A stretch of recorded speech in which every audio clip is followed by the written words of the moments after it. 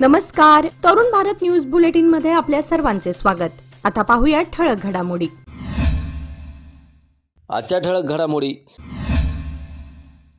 हे आंधळं बहिरं अनमुख सरकार, सदाभाऊ खोतांचा फडणवीस सरकारवर हल्लाबोल। विद्यार्थ्यांच्या भविष्याशी खेळ थांबवा, शिक्षण व्यवस्थेत आमूलाग्र सुधारणा आवश्यक। दिगंबर जाधव।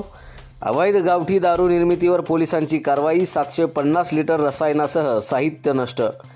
उधारी मागितली अन कटरनं केला हल्ला, युवक रक्तबंबाळ।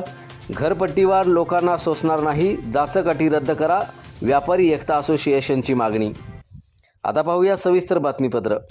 महायुतीमधील नेते आणि रयत क्रांती संघटनेचे अध्यक्ष सदाभाऊ खोत यांनी गोरक्षकांच्या मुद्द्यावरून राज्य सरकारवर जोरदार टीका केली आहे। बीड जिल्ह्यातून जनावरं खरेदी करून आलेल्या सांगोल्यातील शेतकऱ्यांना पंढरपुरात कथित गोरक्षकांनी अडवून मारहाण केल्याची धक्कादायक घटना घडली आहे।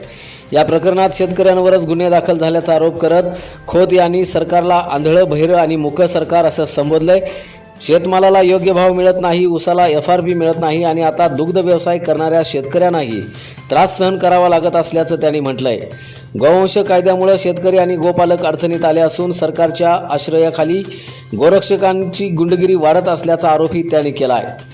सरकारनं तातडीनं हस्तक्षेप करून हा प्रश्न सोडवावा, अन्यथा शेतकरी रस्त्यावर उतरून आंदोलन केल्याशिवाय राहणार नाहीत असा इशाराही सदाभाऊ खोत यांनी पुढे बोलताना दिला आहे। देशातील विद्यार्थ्यांच्या भविष्याशी सातत्यानं खेळ सुरू असून शिक्षण व्यवस्थेत आमूलाग्र सुधारणा करण्याची गरज असल्याची मागणी शिवसेना उद्धव बाळासाहेब ठाकरे पक्षाचे नेते दिगंबर जाधव यांनी केली आहे। नीट, UPSC, MPSC तसंच इतर स्पर्धा परीक्षांमधील पेपरफुटी, परीक्षा पुढे ढकलणं, निकालातील विलंब आणि पारदर्शकतेचा अभाव यामुळे लाखो विद्यार्थ्यांचं मानसिक, आर्थिक आणि शैक्षणिक नुकसान होत असल्याचं त्यांनी म्हटलंय। वर्षानुवर्षे परिश्रम करूनही विद्यार्थी व्यवस्थेतील त्रुटींचे बळी ठरत आहेत, अशी खंतही त्यांनी पुढे बोलताना व्यक्त केली आहे। शिक्षण क्षेत्रात वाढत्या व्यावसायीकरणावर नियंत्रणात आणण्यासाठी कठोर धोरण राबवावे, तसंच स्पर्धा परीक्षांसाठी स्वतंत्र, स्वायत्त आणि पारदर्शक यंत्रणा उभारावी अशी मागणीही त्यांनी केली आहे। पेपरफुटी आणि गैरव्यवहारांमध्ये सहभागी असणाऱ्यांवर कठोर कारवाई करावी, तसंच जबाबदार अधिकारी आणि संस्थांची वैयक्तिक जबाबदारी निश्चित करावी असंही त्यांनी म्हटलंय। परीक्षा प्रक्रियेत आधुनिक तंत्रज्ञान, कृत्रिम बुद्धिमत्ता आणि सायबर सुरक्षा उपायांचा व्यापक वापर करून विद्यार्थ्यांचा शिक्षण व्यवस्थेवरील विश्वास पुन्हा निर्माण करण्याची गरज असल्याचंही जाधव यांनी नमूद केलंय। सांगली जिल्ह्यातील माधवनगर कर्नाळ परिसरात स्थानिक गुन्हे अन्वेषण शाखेनं अवैध गावठी हातभट्टी दारू निर्मितीवर मोठी कारवाई केली आहे। गोपनीय माहितीच्या आधारे पोलिसांनी छापा टाकला असता संशयितांनी घटनास्थळावरून पळ काढलाय। तपासादरम्यान ओढ्यालगत जमिनीत पुरून ठेवलेले 5 लोखंडी बॅरल आढळून आलेत। त्यामध्ये गावठी दारू तयार करण्यासाठी वापरले जाणारे तब्बल 750 लिटर कच्च्या दारूचे रसायन सापडले। मानवी आरोग्यास घातक असलेले हे रसायन रिकामे बॅरल, लोखंडी डबे, कावळे आणि कोळशाच्या पोत्यांसह एकूण 31,650 रुपयांचा मुद्देमाल जप्त करण्यात आला आहे। त्यानंतर JCBच्या साहाय्यानं संपूर्ण साहित्य जागीच नष्ट करण्यात आलं। या प्रकरणी नितेश कुंभार मारवाडी आणि संजय कुंभार मारवाडी राहणार कर्नाळ, तालुका मिरज यांच्या विरोधात सांगली ग्रामीण पोलीस ठाण्यात महाराष्ट्र दारूबंदी अधिनियमांतर्गत गुन्हा दाखल करण्यात आला आहे।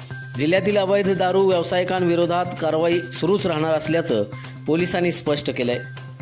सांगलीतील मद्रासी कॉलनी परिसरात बियर शॉपीच्या उधारीवरून एका युवकावर कटरनं हल्ला करण्यात आल्याची धक्कादायक घटना घडली आहे। या हल्ल्यात अभिषेक दशरथ कोतवाल वय वर्ष 26 हा युवक जखमी झालाय।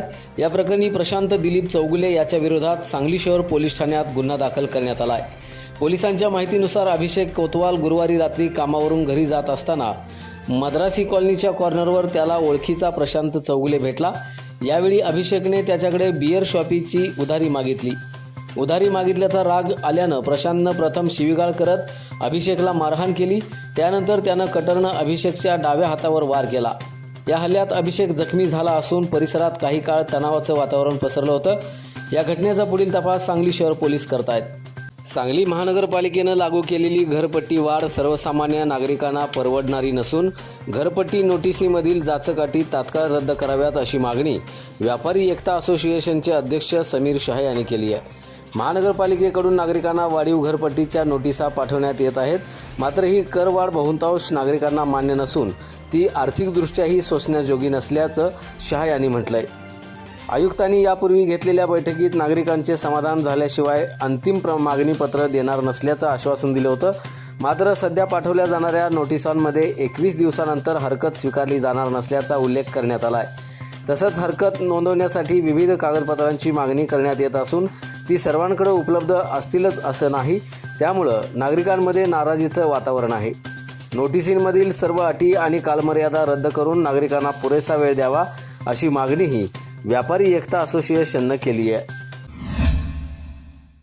देशातील विद्यार्थ्यांच्या भविष्याशी सातत्यानं खेळ सुरू असून शिक्षण व्यवस्थेत आमूलाग्र सुधारणा करण्याची गरज असल्याची मागणी शिवसेना उद्धव बाळासाहेब ठाकरे पक्षाचे नेते दिगंबर जाधव यांनी केली आहे.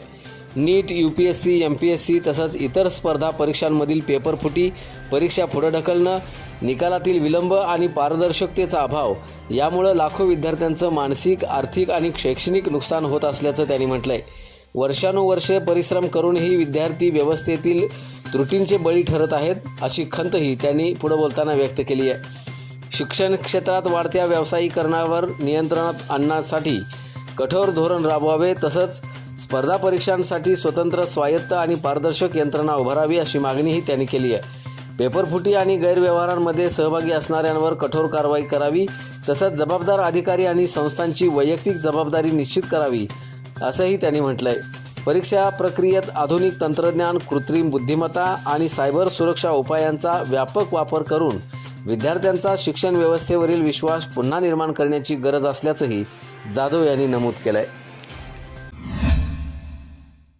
सांगली जिल्ह्यातील माधवनगर कर्नाळ परिसरात स्थानिक गुन्हे अन्वेषण शाखेनं अवैध गावठी हातभट्टी दारू निर्मितीवर मोठी कारवाई केली आहे.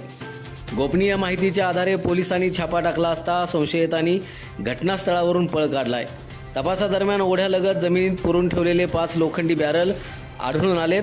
त्यामध्ये गावठी दारू तयार करण्यासाठी वापरले जाणारे तब्बल 750 लिटर कच्च्या दारूचे रसायन सापडले. मानवी आरोग्यास घातक असलेले हे रसायन रिकामे बॅरल, लोखंडी डबे, कावळे आणि कोळशाच्या पोत्यांसह एकूण 31,650 रुपयांचा मुद्देमाल जप्त करण्यात आला आहे. त्यानंतर JCBच्या साहाय्यानं संपूर्ण साहित्य जागीच नष्ट करण्यात आलं. या प्रकरणी नितेश कुंभार मारवाडी आणि संजय कुंभार मारवाडी राहणार कर्नाळ तालुका मिरज यांच्या विरोधात सांगली ग्रामीण पोलीस ठाण्यात महाराष्ट्र दारूबंदी अधिनियमांतर्गत गुन्हा दाखल करण्यात आला आहे. जिल्ह्यातील अवैध दारू व्यावसायिकांविरोधात कारवाई सुरूच राहणार असल्याचं पोलिसांनी स्पष्ट केलंय. सांगलीतील मद्रासी कॉलनी परिसरात बियर शॉपीच्या उधारीवरून एका युवकावर कटरनं हल्ला करण्यात आल्याची धक्कादायक घटना घडली आहे. या हल्ल्यात अभिषेक दशरथ कोतवाल वय वर्ष 26 हा युवक जखमी झालाय. या प्रकरणी प्रशांत दिलीप चौगुले याच्या विरोधात सांगली शहर पोलीस ठाण्यात गुन्हा दाखल करण्यात आला आहे. पोलिसांच्या माहितीनुसार अभिषेक कोतवाल गुरुवारी रात्री कामावरून घरी जात असताना मद्रासी कॉलनीच्या कॉर्नरवर त्याला ओळखीचा प्रशांत चौगुले भेटला. यावेळी अभिषेकने त्याच्याकडे बियर शॉपीची उधारी मागितली. उधारी मागितल्याचा राग आल्यानं प्रशांतनं प्रथम शिवीगाळ करत अभिषेकला मारहाण केली. त्यानंतर त्यानं कटरनं अभिषेकच्या डाव्या हातावर वार केला. या हल्ल्यात अभिषेक जखमी झाला असून परिसरात काही काळ तणावाचं वातावरण पसरलं होतं. या घटनेचा पुढील तपास सांगली शहर पोलीस करतायत. सांगली महानगरपालिकेनं लागू केलेली घरपट्टी वाढ सर्वसामान्य नागरिकांना परवडणारी नसून घरपट्टी नोटिसीमधील जाचक अटी तात्काळ रद्द कराव्यात अशी मागणी व्यापारी एकता असोसिएशनचे अध्यक्ष समीर शाह यांनी केली आहे. महानगरपालिकेकडून नागरिकांना वाढीव घरपट्टीच्या नोटिसा पाठवण्यात येत आहेत. मात्र ही करवाढ बहुतांश नागरिकांना मान्य नसून ती आर्थिकदृष्ट्याही सोसण्याजोगी नसल्याचं शाह यांनी म्हटलंय. आयुक्तांनी यापूर्वी घेतलेल्या बैठकीत नागरिकांचे समाधान झाल्याशिवाय अंतिम मागणीपत्र देणार नसल्याचं आश्वासन दिलं होतं. मात्र सध्या पाठवल्या जाणाऱ्या नोटिसांमध्ये 21 दिवसानंतर हरकत स्वीकारली जाणार नसल्याचा उल्लेख करण्यात आला आहे. तसंच हरकत नोंदवण्यासाठी विविध कागदपत्रांची मागणी करण्यात येत असून ती सर्वांकडे उपलब्ध असतीलच असं नाही. त्यामुळं नागरिकांमध्ये नाराजीचं वातावरण आहे. नोटिसींमधील सर्व अटी आणि कालमर्यादा रद्द करून नागरिकांना पुरेसा वेळ द्यावा अशी मागणीही व्यापारी एकता असोसिएशननं केली आहे. याचबरोबर आजचे बातमीपत्र इथे संपले. अधिक माहिती आणि ताज्या घडामोडींसाठी पाहत रहा तरुण भारत न्यूज चॅनल. तसेच आमच्या चॅनलला लाईक, शेअर आणि सबस्क्राईब करायला विसरू नका. आणि विश्वासार्ह बातम्यांसाठी दररोज वाचा दैनिक तरुण भारत. धन्यवाद.